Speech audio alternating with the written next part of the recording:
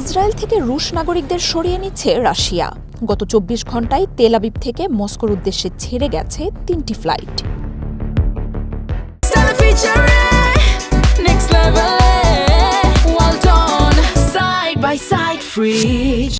মধ্যপ্রাচ্য ভিত্তিক গণমাধ্যমগুলো বলছে, আকস্মিক এই পদক্ষেপের কারণ সম্পর্কে কোনো ব্যাখ্যা দেয়নি মস্কো।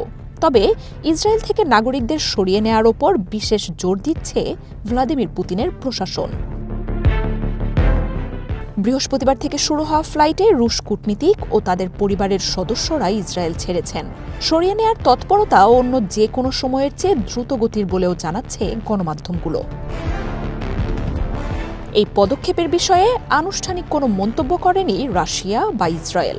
তবে মস্কোর এই পদক্ষেপে মধ্যপ্রাচ্যে নতুন করে শঙ্কা ছড়িয়ে পড়ছে। ধারণা করা হচ্ছে, মস্কো এমন কোনো স্পর্শকাতর গোয়েন্দা তথ্য পেয়েছে যে কারণেই এই তৎপরতা। ইরানে চলমান বিক্ষোভকে ঘিরে গত কয়েকদিনে মধ্যপ্রাচ্য পরিস্থিতির দ্রুত অবনতি হচ্ছে।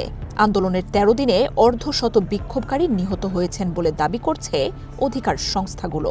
দেশটিতে বন্ধ রয়েছে মোবাইল ও ইন্টারনেট সংযোগ।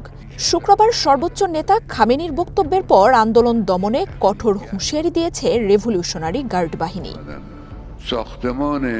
ইরানের বিরুদ্ধে হুঁশিয়ারি অব্যাহত রেখেছেন আমেরিকার প্রেসিডেন্ট ডোনাল্ড ট্রাম্পও।